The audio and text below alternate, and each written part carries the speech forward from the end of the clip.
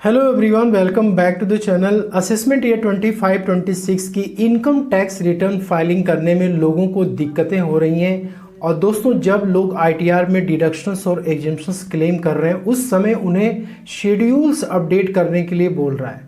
दोस्तों, उसी शेड्यूल्स में एक है होम लोन का शेड्यूल। तो सबसे पहले बात करेंगे कि होम लोन के केस में आपको टैक्स बेनिफिट कहाँ कहाँ पे मिलता है। देखिए, होम लोन में जनरली आप ईएमआई जो पे करते हो, इस ईएमआई में एक तो होता है प्रिंसिपल कंपोनेंट और दूसरा होता है इंटरेस्ट कंपोनेंट। तो जो आप इंटरेस्ट एक फाइनेंशियल ईयर में आप पे करते हो वो दोस्तों आपको सेक्शन 24 में इसकी बेनिफिट मिलती है। अब यहाँ पे दोस्तों इंटरेस्ट को क्लेम करने के लिए हाउस प्रॉपर्टी को दो पार्ट में डिवाइड किया गया है। एक तो है सेल्फ ऑक्युपाइड प्रॉपर्टी, मतलब कि जिसमें आप खुद रहते हो, और दूसरा है लेट आउट या deemed to be let out property. Let out का मतलब हुआ कि आपने उस घर को लोन लेकर के कंस्ट्रक्ट कराया है या फिर आपने खरीदा हुआ है और उस घर को आप क्या करते हो, किराए पे दे देते हो, उससे आपको रेंटल इनकम होती रहती है। और नेक्स्ट यहाँ पे दोस्तों deemed to be let out. दोस्तों, यदि आपके दो से ज़्यादा सेल्फ ऑक्युपाइड हाउस प्रॉपर्टी है तो दो हाउस प्रॉपर्टी आपकी सेल्फ ऑक्युपाइड मानी जाएगी और उसके ऊपर जो प्रॉपर्टी होगी deemed to be let out की कैटेगरी में वो आता है। तो यहाँ पे दोस्तों सेल्फ ऑक्युपाइड हो या फिर लेट आउट प्रॉपर्टी हो, ओल्ड टैक्स रेजिम और न्यू टैक्स रेजिम में बेनिफिट क्लेम करने के अलग अलग रूल्स हैं जिसको कि हम समझेंगे। यदि आप दोस्तों ओल्ड टैक्स रेजिम में अपने आईटीआर को फाइल कर रहे हैं तो उस केस में सेल्फ ऑक्युपाइड प्रॉपर्टी के केस में आप मैक्सिमम 2 हाउसेस तक का बेनिफिट यहाँ पे ले सकते हैं। आपने 2 हाउसेस को कंस्ट्रक्ट या परचेस करने के लिए होम लोन लिया हुआ है या फिर कोई एक ही हाउस आपकी हो सकती है, तो इसमें जो इंटरेस्ट आप पे कर रहे हैं मैक्सिमम 2 लाख रुपीस तक आप इसकी बेनिफिट आप ले सकते हो। दोस्तों, ये जो बेनिफिट मिलती है आपको परचेस के केस में, कंस्ट्रक्शन के दोनों में ही मिलती है। अब आपकी कोई हाउस प्रॉपर्टी पहले से बनी हुई है और आपने उसके रिपेयर के लिए, रिनोवेशन के लिए, रिन्यूअल के लिए आपने लोन लिया हुआ है, तो ऐसे केस में दोस्तों मैक्सिमम 30,000 तक का जो इंटरेस्ट है इसका डिडक्शंस आप क्लेम कर सकते हैं। वैसे यदि आपने उस घर को लेट आउट कर दिया है तो उस केस में दोस्तों यहाँ पे इंटरेस्ट डिडक्शंस की कोई भी लिमिट नहीं है। अब आते हैं न्यू टैक्स रेजिम के केस में। न्यू टैक्स रेजिम में दोस्तों ये जो सेल्फ ऑक्युपाइड प्रॉपर्टी है ना, इसका कोई बेनिफिट आप नहीं ले पाएंगे।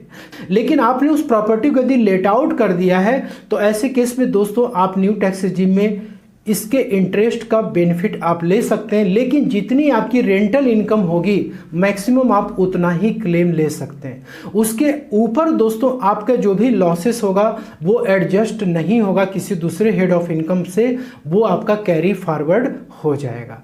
और यहाँ पे यदि आप ओल्ड टैक्स रेजिम में आईटीआर को भर रहे हैं तो इंटरेस्ट कंपोनेंट आपको सेक्शन 24B में मिल जाता है, लेकिन जो प्रिंसिपल कंपोनेंट है वो दोस्तों आप सेक्शन 80C में क्लेम ले सकते हैं मैक्सिमम 1.5 लाख तक। तो अब आपको अपनी इनकम टैक्स रिटर्न में इस बेनिफिट को, इस डिडक्शंस को कैसे क्लेम करना है। सबसे पहले आपने जहां से भी लोन लिया हुआ है, चाहे वो बैंक हो या फाइनेंशियल इंस्टीट्यूशंस हो, आपको वहां पे जाना है और फाइनेंशियल ईयर 24-25 का आपको इंटरेस्ट सर्टिफिकेट लेना है। दोस्तों, ये जो इंटरेस्ट सर्टिफिकेट होगा आपको कुछ इस तरीके से बैंक इशू करेगा।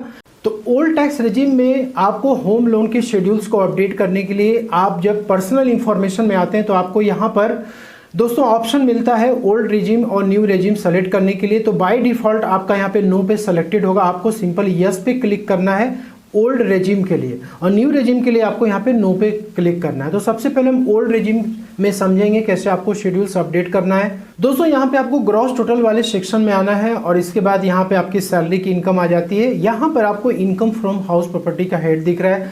यहाँ पे देखिए आपको रेड मार्क शो कर रहा है कि यहाँ पे जो भी डेटा आपका है ये प्री फिल्ड होकर के आता है। यदि दोस्तों आपके केस में डेटा प्री फिल्ड होकर नहीं आ रहा है तो आपको सिंपली यहाँ पे एडिट बटन पे जाना है और यहाँ पर आपको हाउस प्रॉपर्टी सेलेक्ट करना है। तो मैंने आपको 3 तरीके की हाउस प्रॉपर्टी बताई थी। एक तो सेल्फ ऑक्युपाइड जिसमें कि आप खुद रहते हैं, लेट आउट जो कि आपने किराए पे दे रखा है, deemed to be let out मतलब 2 हाउस प्रॉपर्टी जो सेल्फ ऑक्युपाइड है उसको छोड़कर ऊपर के जो भी प्रॉपर्टी होंगे उसको deemed to be let out माना जाता है।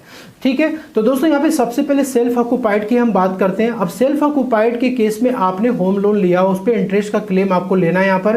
तो यहाँ पे दोस्तों आप देख सकते हो कि ये सेक्शन 24B में आपको ये जो सेल है ये अनचेक दिखेगा। यहाँ पे कोई अमाउंट आप इंटर नहीं कर सकते। ऐसे केस में आपको अमाउंट इंटर करने के लिए आपको शेड्यूल्स अपडेट करना पड़ेगा। दोस्तों शेड्यूल्स अपडेट करने के लिए आपको इंटरेस्ट ऑन बोरोड कैपिटल वाला ये जो सेक्शन है इस पे आपको आना है और यहाँ पे आपको क्लिक करना है। ठीक है, ऐड अनदर पे आपको जाना है। दोस्तों यहाँ पे आ रहा है कि लोन टेकन फ्रॉम, मतलब आपने लोन कहाँ से लिया हुआ है। तो देखिए यहाँ पे दो ऑप्शन दिखते हैं आपको, बैंक और अदर बैंक। ठीक है, तो बैंक हम यहाँ पे सेलेक्ट करेंगे क्योंकि ये बैंक का केस है, तो यहाँ पे केनरा बैंक आ जाएगा जो कि आपको यहाँ पे इंटर कर देना है। आपके केस में जो भी इंटरेस्ट सर्टिफिकेट पे नाम होगा वो नाम आपको यहाँ पे इंटर करना है, चाहे वो बैंक हो सकता है, कोई इंस्टीट्यूशन हो सकता है या फिर कोई पर्सन हो सकता है जिससे कि आपने लोन ले रखा है। और दोस्तों यहाँ पर आपको लोन अकाउंट नंबर इंटर करना है। तो लोन अकाउंट नंबर भी आपको इसी सर्टिफिकेट से मिल जाता है जो कि मैंने आपको यहाँ पे दिखाया था, ये लोन अकाउंट नंबर है। तो यहाँ पे दोस्तों लोन अकाउंट नंबर इंटर करेंगे। Date of sanction of loan, loan किस डेट को सैंक्शन हुआ था। तो दोस्तों आपको जो लोन का एग्रीमेंट होगा आपके पास उसमें date of sanction of loan mention होगा कि कब सैंक्शन हुआ था। टोटल अमाउंट ऑफ लोन ये भी आपको इंटरेस्ट सर्टिफिकेट से ही पता लग जाता है, यहाँ पे आप अमाउंट देख सकते हो। इसके बाद है कि loan outstanding as on the last date of financial year, मतलब कि फाइनेंशियल ईयर 31 मार्च को एंड होता है तो उस डेट को आउटस्टैंडिंग अमाउंट क्या था। तो इसके लिए भी आपको सिंपली इसी लोन सर्टिफिकेट से ही वो अमाउंट मिल जाएगा। तो यहाँ पे मैंने आपको दिखाया था लोन आउटस्टैंडिंग एज ऑन, आपको ये वाला अमाउंट देखना है और ये अमाउंट आपको यहाँ पे फिलअप करना है। ठीक है, और इसके बाद यहाँ पे है इंटरेस्ट ऑन बोरोड कैपिटल। यहाँ पे देखिए जो आपने इंटरेस्ट पे किया है एक फाइनेंशियल में वो अमाउंट आपको यहाँ से ही उठा करके दोस्तों डालना है।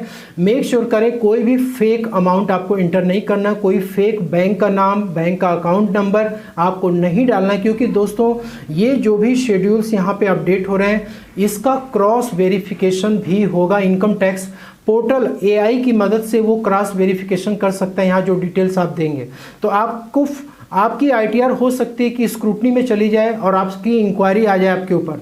तो आपको यहाँ पे डेटा जो भी डालना बहुत सोच समझ के प्रूफ के साथ डालना है। ठीक, यहाँ पे आपको इंटरेस्ट टोटल डाल देना है। इसके बाद आपको यहाँ पे सेव पे क्लिक कर देना। तो यहाँ पे सारी डिटेल्स अपडेट करने के बाद आपको सेव पे क्लिक करना है। तो यहाँ पे आप देख सकते हो हमने सेल्फ ऑक्यूपाइड सेलेक्ट किया था, उसके बाद हमने इंटरेस्ट ऑन बोरोड कैपिटल का जो अमाउंट अपडेट किया वो यहाँ पे आ चुका है। तो जब तक आप इस शेड्यूल्स को अपडेट नहीं करेंगे तब तक दोस्तों ये अमाउंट आपका नहीं आएगा। वैसे ही लेट आउट के केस में भी यही है दोस्तों, आपको यहाँ पे सिंपली एडिट पे जाना है और इसके बाद आपको यहाँ पे लेट आउट सेलेक्ट करना है। और लेट आउट में दोस्तों आपने टोटल रेंट यहाँ पे कितना रिसीव किया हुआ है, कितना आपने टैक्स पे किया हुआ है, म्युनिसिपल पार्टी को एनुअल वैल्यू आपकी आ जाएगी। 30% आपको स्टैंडर्ड डिडक्शन मिल जाता है। इंटरेस्ट ऑन बोरोड कैपिटल के लिए आपको यहाँ पे पहले शेड्यूल्स अपडेट करना होगा। जैसे मैंने सेल्फ ऑक्यूपाइड के लिए आपको भी अपडेट करना सिखाया था, वैसे लेट आउट के लिए भी आप अपडेट कर पाएंगे और यहाँ पर आपकी होम लोन इंटरेस्ट का अमाउंट आ जाएगा। ये तो हो गया दोस्तों ओल्ड टैक्स रेजिम का डिडक्शंस। अब ओल्ड टैक्स रेजिम में आपने इंटरेस्ट तो यहाँ पे क्लेम कर लिया, अब आपको प्रिंसिपल अमाउंट भी क्लेम करना है। तो वो आप कैसे कर पाओगे दोस्तों? प्रिंसिपल कंपोनेंट पे डिडक्शंस क्लेम करने के लिए आपको टोटल डिडक्शन सेक्शन में आना है। यहाँ पे आपको 80C में बेनिफिट मिलती है प्रिंसिपल अमाउंट के लिए। तो आपको यहाँ पे सिंपली एडिट पे क्लिक करना है। यहाँ पर भी दोस्तों डायरेक्टली आप अमाउंट इंटर नहीं कर सकते, आपको ऐड अनदर पे जाना है। यहाँ पे आपको प्रिंसिपल कंपोनेंट आपको इंटर करना है जो कि आपके इंटरेस्ट सर्टिफिकेट से मिल जाएगा, जो मैंने आपको दिखाया था वो अमाउंट इंटर करिए। इसके बाद आपको डॉक्यूमेंट आइडेंटिफिकेशन नंबर इंटर करना है, तो आप यहाँ पे लोन का अकाउंट नंबर डाल सकते हैं। इसके बाद आपको सेव पे क्लिक कर देना है। इसके बाद दोस्तों यदि आप न्यू टैक्स रेजिम में अपनी आईटीआर को फाइल कर रहे हैं तो उस केस में आप जो ये इनकम फ्रॉम हाउस प्रॉपर्टी में आप जो ये सेल्फ ऑक्यूपाइड वाला पोर्शन है इसमें आप इंटरेस्ट का कोई भी बेनिफिट नहीं ले पाएंगे। लेकिन आप यदि लेट आउट पे क्लिक करते हैं तो फिर आप इंटरेस्ट कंपोनेंट को आप अपडेट कर सकते हैं, डिडक्शंस आप ले सकते हैं। तो दोस्तों यहाँ पर जो बदलाव किया गया है, आपको इंटरेस्ट ऑन बोरोड कैपिटल यानी इंटरेस्ट ऑन होम लोन ये आपको पहले अपडेट करना है, इसके बाद आप यहाँ पे क्लेम ले सकते हैं। आशा करता हूँ कि आपको वीडियो पसंद आई, अच्छी लगे, लाइक शेयर जरूर करिए। मिलता है अगले नेक्स्ट वीडियो में। Thank you so much for watching.